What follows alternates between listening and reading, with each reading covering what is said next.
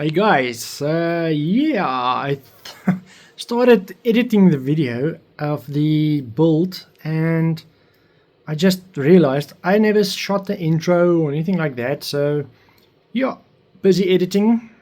Enjoy the video. This will be about the build of the chassis with a motherboard into it. Yeah, it'll definitely show you how the stuff fits into the chassis, how it looks, and then yeah, just maybe a quick I switched it on and it showed the lights, and you'll see. But yeah, enjoy. Okay, so just before we're going to fit the motherboard into the box, just make sure all the standoffs are in the correct positions. And there is one that is actually a bit lower than it should be. It should actually be in that hole. It's extremely difficult to film in here. It's very dark, but maybe you can see it. There's a, a little standoff that needs to be moved upwards.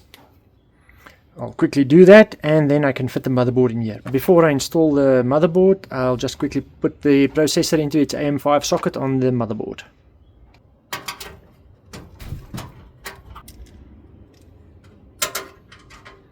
Let's just make sure.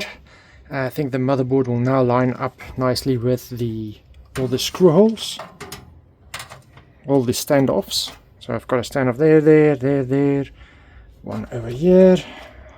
There's also one that needs to be moved or inserted.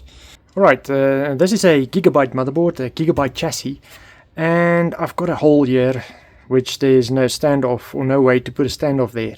So I can maybe just put a little spacer so it'll also support the motherboard, but I can only fit 6 standoffs. Right.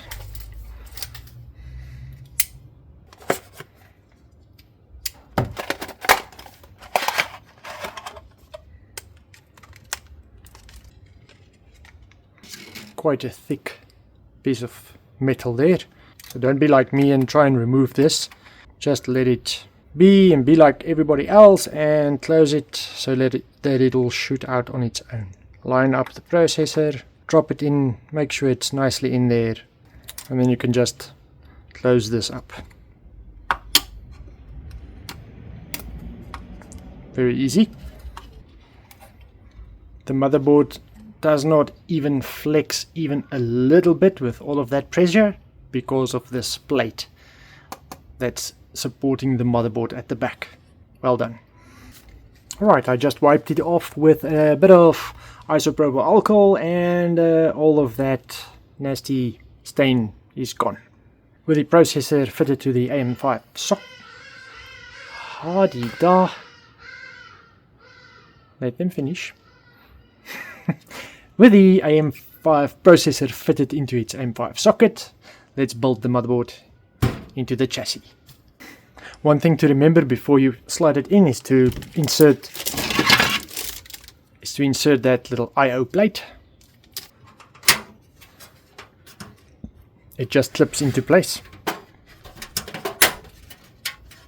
That's nicely seated. And now we can insert the motherboard. This one does not have those little pins that, just be careful if you've got this plate that can stick, or that's got little plates that can stick into your USBs or HDMI ports. That is something to be careful for, but this is not that kind. So we slide the motherboard into that I/O plate, and one of the studs has got a bit of a lip, so when you push it into place, it just fits the hole very nicely. So the motherboard aligned very nicely. Now I can quickly put in the screws for the motherboard. Now you can actually see with the motherboard installed, there is such a large space on top, and for cable routing and that radiators, to install it on top, that'll easily fit into this chassis. This chassis is actually very well designed in regards to spacing. So with the motherboard installed, now we can go ahead and install the power supply, the cooler for the processor, and all of that.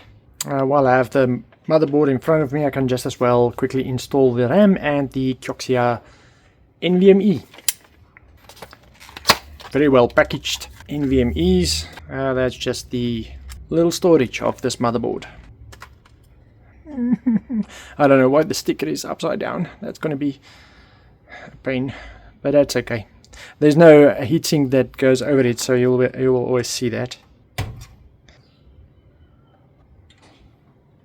This motherboard has got a little plastic pin that you just press nicely into that until it clips. There you go. And the NVMe is now secured into place. Next up, quickly insert the RAM. Always insert it into the second slot or the B slot. I think the motherboard also says that the B slot is actually the first slot that you should use. The Apacer RAM stick is very dark, so that'll go nicely with the build. When you're handling this, try and not touch any of the copper pins at the bottom.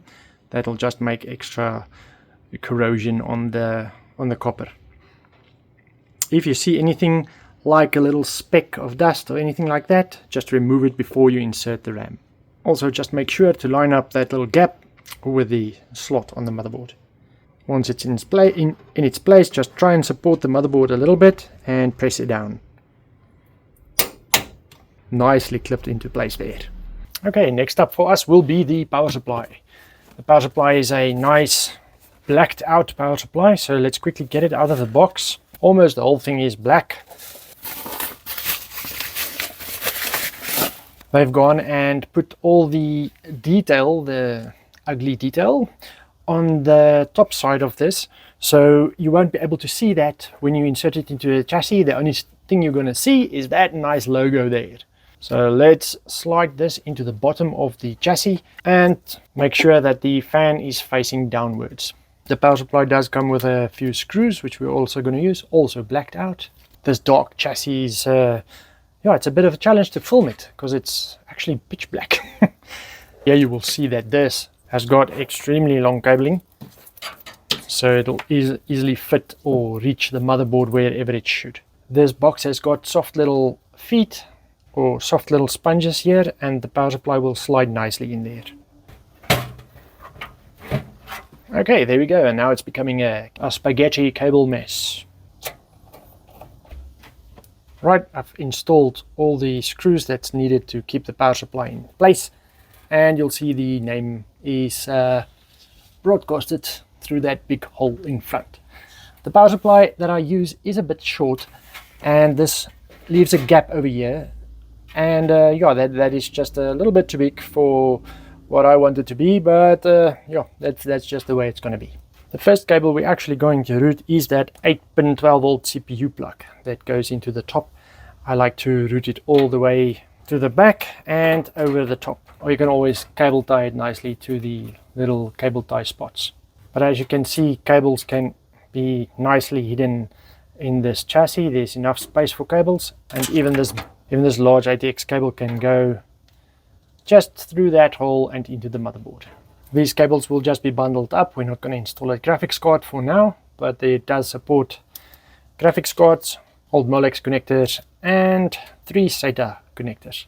The SATA connectors are all on one cable.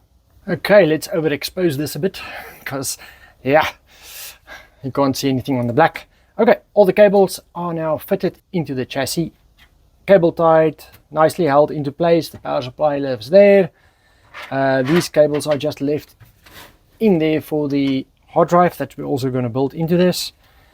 I think the fans I will connect later on, so that I know how the whole thing will, how the airflow of this chassis will be. And in front, that's basically how it will look in front. So we've got that cable over there, and there's also another fan cable still hanging loose. Let's just take that out of the way so it doesn't look bad. I routed the USB 3 cable like that because that is a lot of, you know, leverage on that little port on the motherboard. I do not like these cables at all. Also the Type-C port cables, they're not very nice.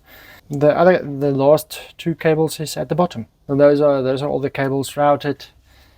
And up next will be maybe the fans or the cooler. I think I'll just fit the cooler for now. I will put it in this orientation so that the fan will push air through the heatsink towards the back fan, and that'll be sucked out of the chassis. They did supply us with a bit of heatsink paste, so let's quickly get that onto the processor. Let's see how much that is. Not a lot, but definitely enough. Remember to remove this sticker. Let's quickly clip this to the motherboard. It's a good idea to first just place it down and spread the paste evenly. I like to just have a look. Keep that AMD cooled. The fan is now securely clipped to the motherboard, and it's really sturdy, this fan. I'm going to quickly route the cables to the bottom of the motherboard because that is where the ARGB is, and the other one can go to the top where the processor fan header is. Let me show you. We're done with the build. Cooler fan has been installed. We're just gonna leave the two system fans. I just moved that one a bit up just to get the airflow flowing over the board. The power supply installed at the bottom, RAM inserted, and this PC is now ready for what it's going to do. We will add another hard drive at the bay, set up a few virtual drives or virtual PCs. Very nice chassis, a lot of space to work with. As you can see, the graphics card space for that is insanely I've got an old 1050. I can put that in quickly so that you can just see, but yeah, we're not going to use a graphics card at this stage. And I know the new cards are much bigger than these, but this is the old 1050. If I just hold it here, you can see you can actually fit double this card's length into this box. So you've got an insanely long space for graphics cards there, which is like the standard now for larger cards. But yeah, that'll easily fit in that box. And yeah, hopefully this just showed you how the stuff looks. Let me quickly show you the back where all the messy stuff is. So the cables, I just routed it with all of those little clips and places where you can tie it, and yeah, the cables are not visible from front, and the power supply extra cables is just buried in there. That's where the extra drive will be. I think I'll install that next, but I'm not going to put that in the video. That's just a basic 3.5-inch drive. But yeah, this is just to quickly give you an example of how it can look to install stuff. And you can see the cables easily fit behind the panel here, and you don't need to apply any pressure to get it close, or to get it closed. It just closes easily. Nice. Want to see something scary? It's not so scary. Updating BIOS now. I'm just taking it to the latest BIOS, which is now, this is like last month or the month before, just a very new BIOS. Okay, and that is the Gigabyte C102 build with the AMD 7600X and the Gigabyte motherboard. Just a basic build for us to use as a office PC, and it does look very pretty. So yeah, thanks for watching. Hope you enjoyed the build.